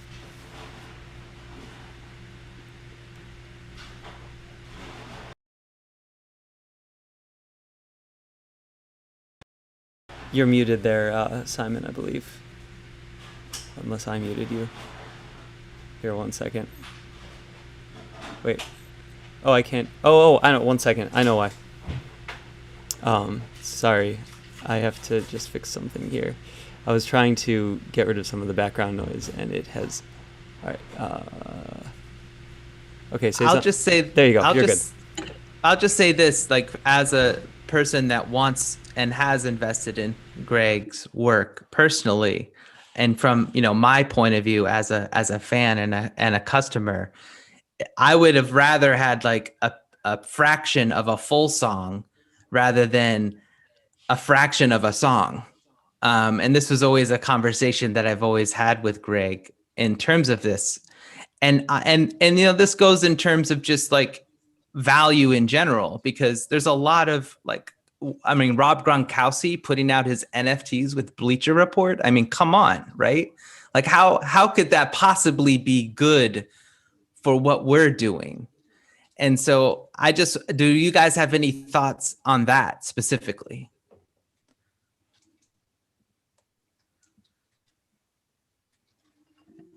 Louis? Not yet. Still formulating. So what is the? Could you go into the Bleacher Report thing that you were just referring to? Because I'm not familiar with it. Well, yeah, it was like a Bleacher Report teamed up with the NFL future Hall of Famer tight end Rob Gronkowski to make some collectibles of some kind, and which is, to me, just seems like a blatant like sort of commercialization of getting on the hype train.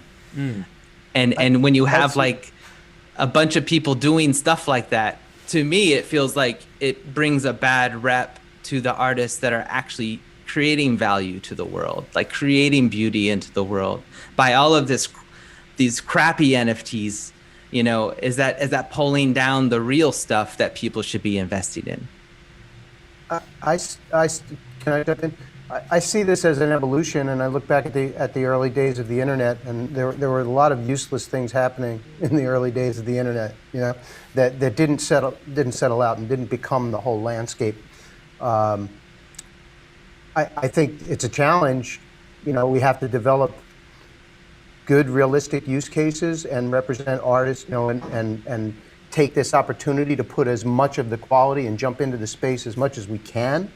So there's a sense of urgency around that, but there's always going to be the hype, and then there's always going to be the quality, and people are going to develop things as they go. So for me, 5 years from now, 10 years from now, I think there will be more balance in the NFT world between that hype and the quality music than there is in the digital music world.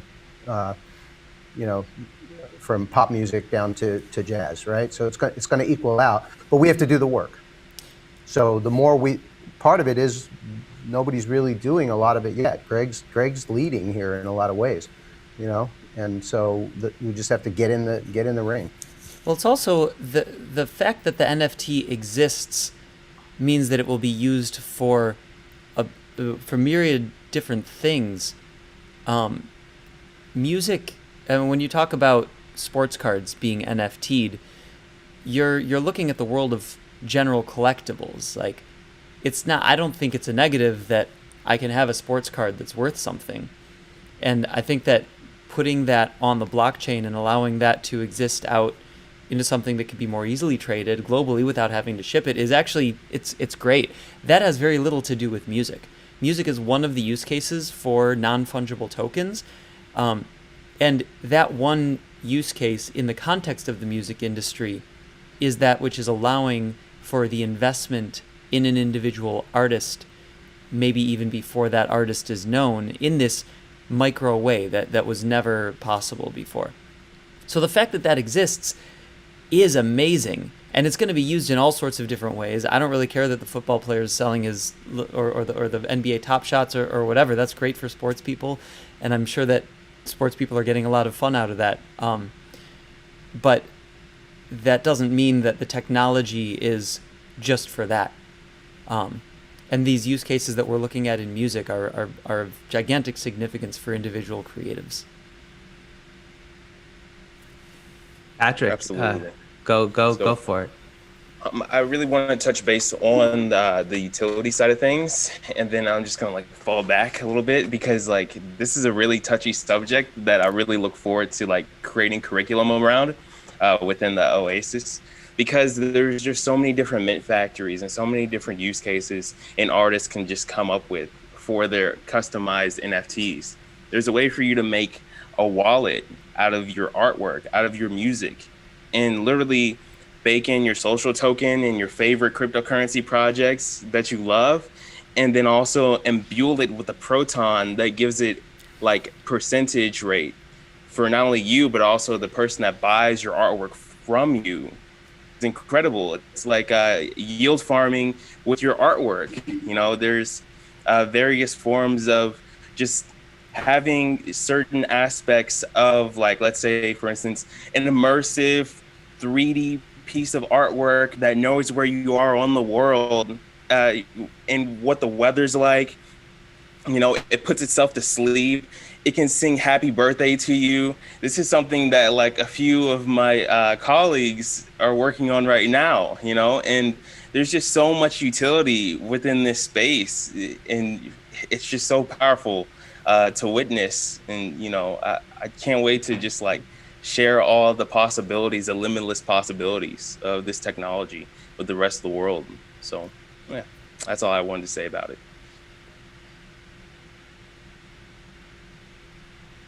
Go for it, Oran or Miguel. Please just speak up. Oh, is Oran here? Oran, did I mute you? There was some background noise, so I muted you before. Oh yeah, I changed microphones now. Okay, cool. I wanted to raise the point related to this that we've touched on a little bit, which is about royalties, and also about what the ownership of an NFT means relative to the ownership of the master rights of the recording. So, for example, if you place one of your songs, say I buy an NFT and then you place one of your songs in a movie, do I get back some of that benefit from that payment that you got for the master rights? And how are royalties related to this NFT ownership? Hey, Louis, do you want to field this one, or do you want me to? I'll jump in if you don't mind. Great. It was best explained to me by a developer that we're working with, is that, you know, the rights to the music are governed by existing law, and that will continue, because you're not really buying the music. You're buying a certificate, and that certificate can be encoded and contracted any way you want. So you can simply say, here's your certificate that you've got the first copy, the first digital copy, or you can say, here's a certificate that gives you the right to claim 20% of royalties, or use it once in a film or television.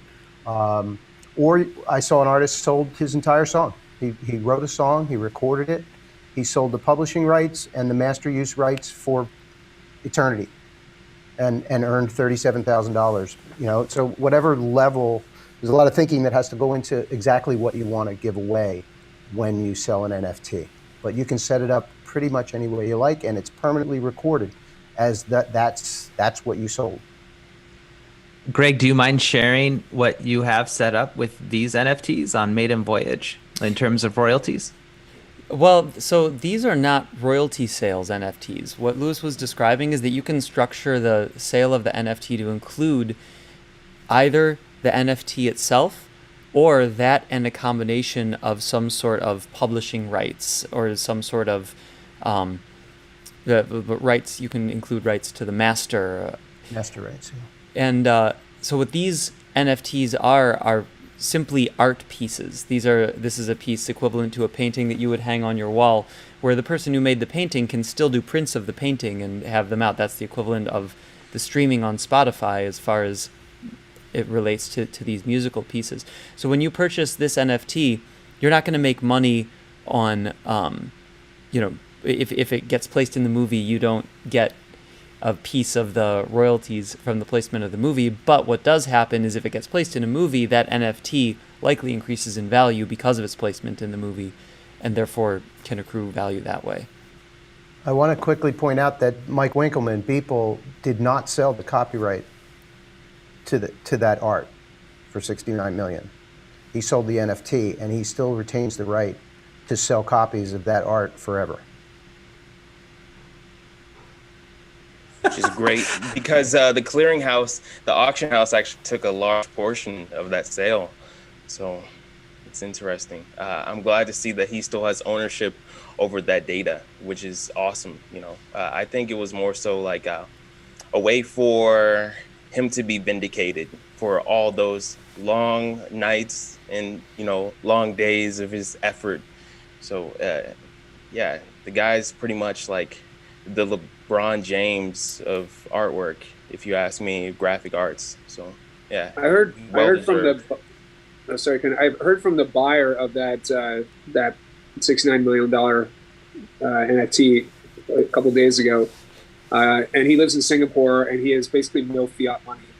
Everything that he does is through crypto in some way, and he's kind of living that future, and he's trying to propel that future forward by making crypto grants and buying art and things like that. That's the very forward-looking kind of that view. Earlier this week, I was co-hosting Tim Draper for his first session on Clubhouse, and he brought on Vivek, the owner of the Kings, and Vivek said, "I'm going to start offering to pay my players and my staff in crypto as well." So there's this, this again, the future that we want to create. You got to start somewhere and start investing. And it seems very bizarre why buying this NFT or why trying to earn income in crypto, but eventually the benefits of that type of ecosystem take flight, and the volatility decreases and the security increases. So all these are, I think, Louis, you said, a lot of mistakes in the early internet, but out came a lot of benefits. And that's the same thing. We're at this experimentation cycle. And if we can really fuel the arts by investing and enjoying what we invest in, the benefits will come for all of humanity. Well, Miguel, you have a question, and I want you to talk. And then, we're running. We could be talking for days on this. This will probably just be part one of many parts conversations as we navigate this space. I'll have one last question for everybody at the end, but please, Miguel. Thank you. Yeah, so I had the same question as Oran, but it wasn't answered as in depth as I'm looking for. So I'm mostly a composer, multi-instrumentalist, and I make a large amount of my income via licensing. And so I understand I'm just getting hip to NFTs. This is the most education I've received so far on it. And thank you so much for putting this together today. This is fascinating. I'm very interested. I understand you're buying a certificate. I can wrap my head around that.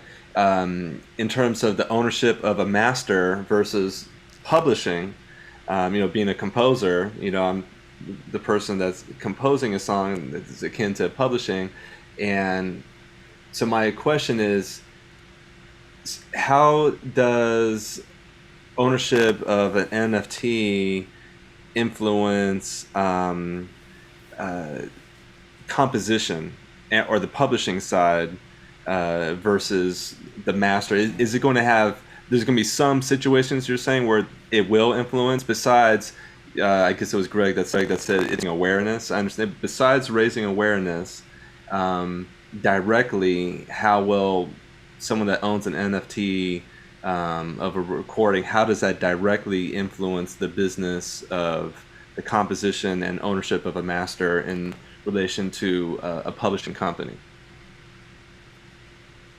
I think that you can look at the current situation. So you can sign a deal with a record label to license your masters, and you can sign a deal with a publishing company to license your publishing. They each have their ways of collecting money and bringing it back to you. You could do a deal with a record label and they would say, I want to own the masters and I'm going to give you X amount of money as an advance. And then they would own the copyright. So there are a lot of ways to break up ownership in the existing system. So all of those ways exist in a blockchain system, in an NFT.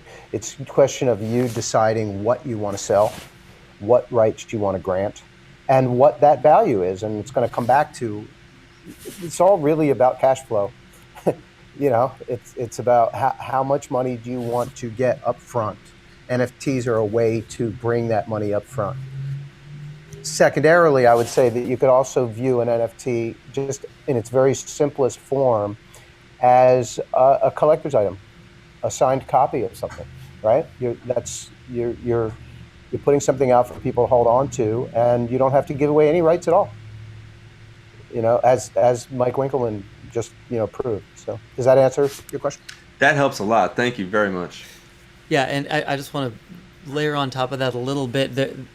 There's you can bake in whatever rights you want into an individual NFT, and the benefit to that is that, well, one, you can cut back on lawyer fees if you do it through the blockchain. Like, imagine if you wanted to offer up the publishing to 10 of your tracks and you said, I would be willing to sell publishing or 50% of the publishing of each of these tracks for $10,000 each or something like that.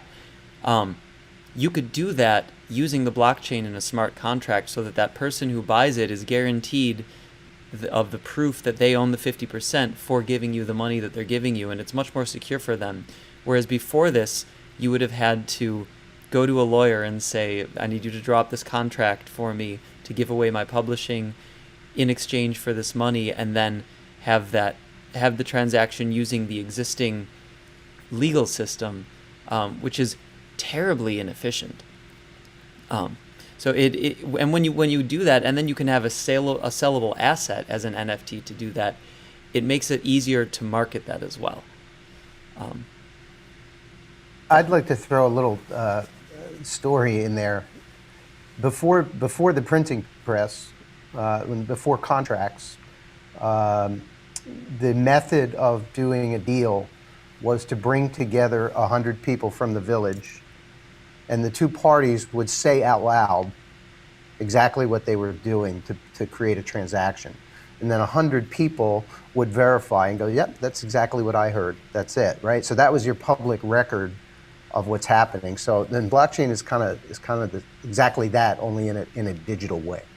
That's so good. Yeah, that's an exact analogy. All right, just jump in. Yeah, so getting back to Miguel's unique situation as a composer, if I understand correctly, since your NFT can be a piece of artwork representing a song, not necessarily that song. Say Miguel were to compose a song for a huge pop artist. That song blows up. That pop artist could sell an NFT with that song attached to it. But Miguel could sell, for example, a photo of his original manuscript for that song. So he doesn't need to own the masters in order to benefit from that song and make money from it, even as an owner of the publishing or the composer. Is that correct? This is where you get into some real gray area, and I don't think that attorneys know the answers to these questions yet. As a record label guy, I mean, we need to know, because then anyone could theoretically put their art to one of the songs that we have under license and sell it and not give any money to the artist. So that's the next copyright battle that I think is brewing.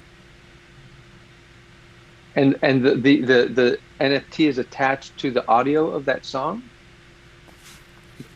Yes, if you put. Because what I was saying, he could just have a visual NFT, which is just his first draft of when he was working on the song.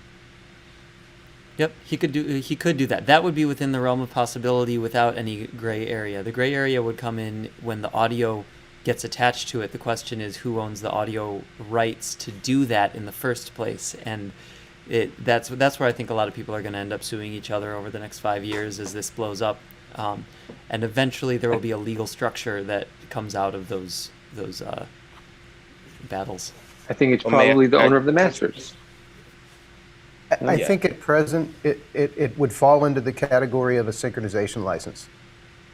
So if a lawyer were to say today, okay, I used some visual medium and I used your song, whether it's the song, the publishing, or the action, and I used your master, let's say, did I just create the same thing as a TV commercial, and where I used your song, or a film where I used your song? So I think it falls in that category right now, but there's no definition in sync contracts of an NFT, right? It's not there. So everybody's kind of call it a sync license, which is fairly well protected, but somebody's going to try otherwise. You know, back in the early 80s, there were analog rights. So you owned the copyright, you owned the master, and then CDs came along, and some smart person at Rykodisc said, well, nobody owns digital rights at this point, so I'm just going to go ahead and do deals with all these major label artists and get sued. And he won. You know, so digital rights and analog rights are two different things at this point. The question is, to me, is whether NFTs are a separate thing or if they just fall into existing law in that way. So I believe that the existing laws were just sort of like beefed up recently with DMCA pretty much making it a felony offense to violate somebody else's rights. So yeah, definitely people need to tread carefully in this space, but also just sort of find a way to get yourself into a position where you're automatically generating royalties from the sale of other people's intellectual property.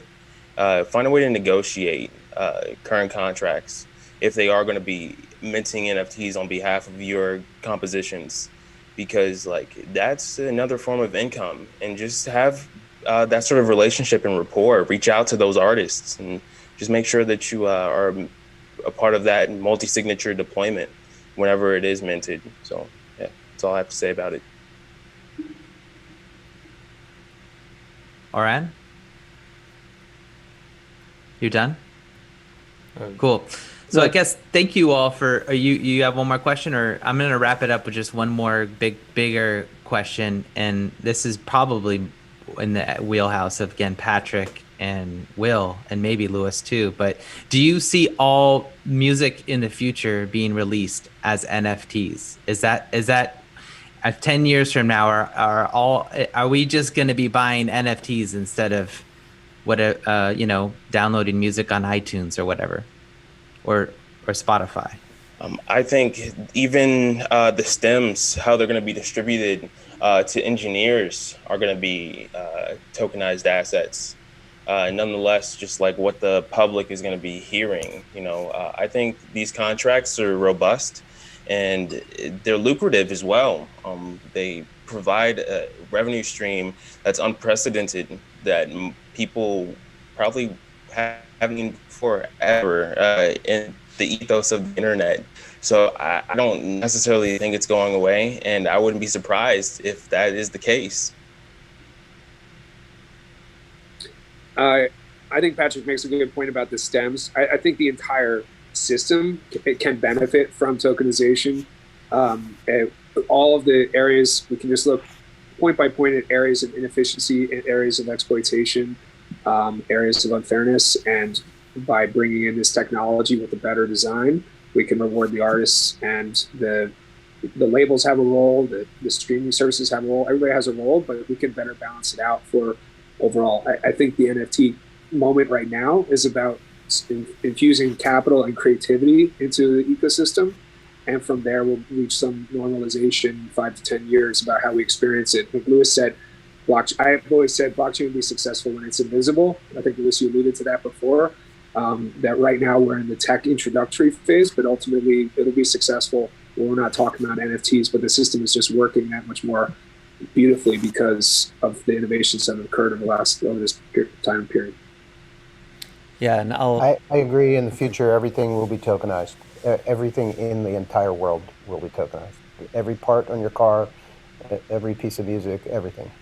Louis, I'd love to wrap with you more on this topic. I love your points so much. Great. Looking forward. Well, thank you all for joining us here. I know we got into the weeds a little bit with some of these ideas. I certainly was lost myself. So if you were, I would just say it's okay, because this is a learning experience for all of us. Thank you for joining us, and definitely go to maidenvoyage.io to see the offerings by Olivia Hern, Miguel Atwood-Ferguson, and Greg Spero, and definitely watch Greg Spero performing. I think you can't see it in VR right now because those aren't archived, right? If anyone has a VR set, they can't rewatch Greg's performances or something. That's like a live thing. Yeah, you can check out Absolutely, my Facebook. Oh, you can?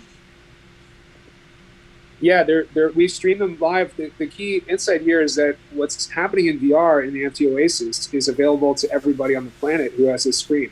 It's that there's an event happening in the Oasis that's creating a connection between Greg, the performer, and the people who came to see him. Greg, I texted you a picture actually of you and all the group that jumped on the stage at the very end. I don't know if you can share that screen before we go. We'll put it up on the website. Yeah. I did. Actually, that's up on my Facebook and my Instagram. Sorry, there's a little bit of a delay in the connection. Oh yeah. But if people want to go to look up Greg Spero on Facebook or on Instagram, that photo that Will sent me is up on there. I can't pull it into this screen super easily right now, but you can check it out on those. I remember when people were taking those selfies, there was one woman that was like, "This was such a real." And she kept saying the word real like 5 times in a row. Like, this is such a real experience, a real concert, I'm like, that was surreal. I will say that. It was, so I definitely look at that selfie and, maybe get a VR headset if you don't have one already, because the world's times are changing. Thank you all for joining us for this conversation, and I hope to speak to you all very soon. Thank you, Simon Rentner, for hosting this for us. It was such a pleasure to be here. I'll let all of our Zoom guests say their goodbyes, and then I'll just walk you through the maidenvoyage.io site one last time before we go. So, thank you, Oran, Will, Patrick, Louis.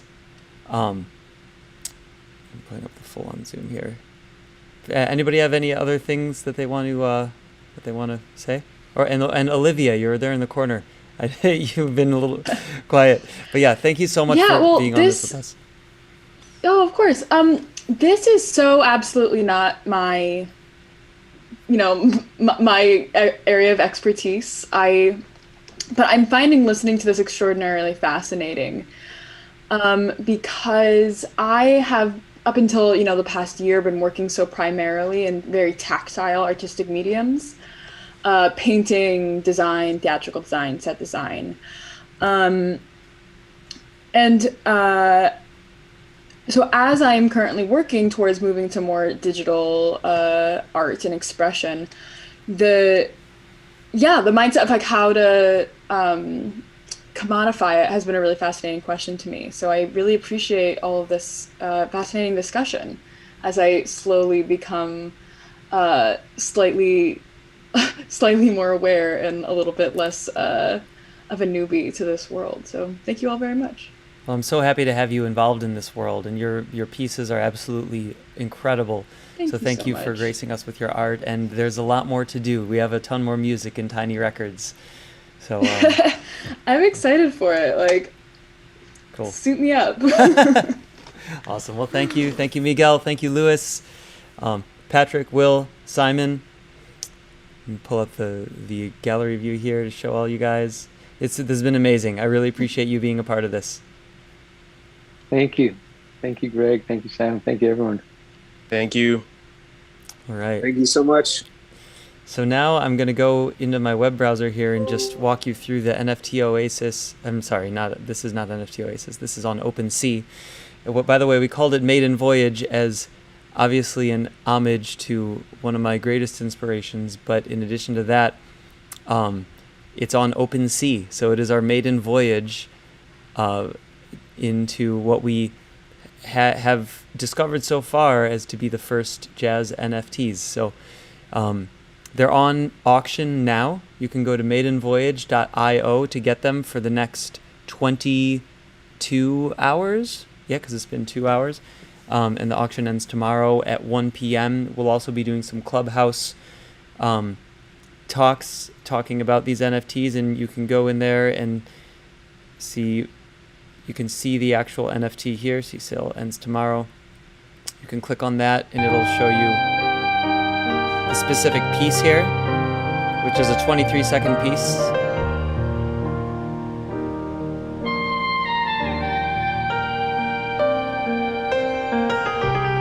Which is one of the scenes from the Atwood-Ferguson Spero Duets.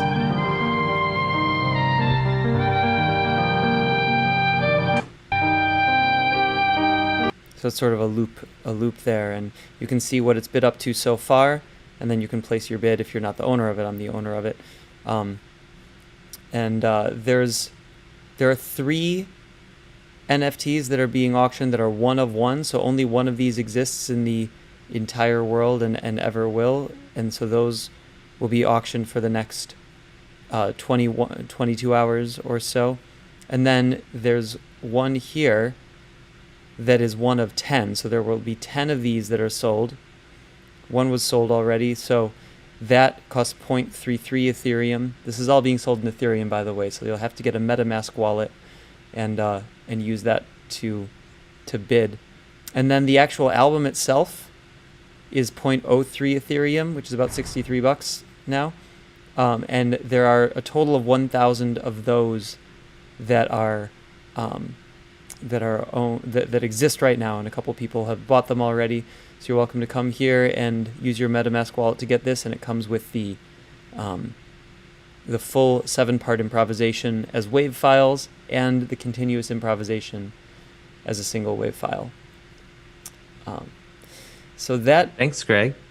Thank you. All right. Thanks for talking about the details of. I think it's best for you to break that down. I felt like so.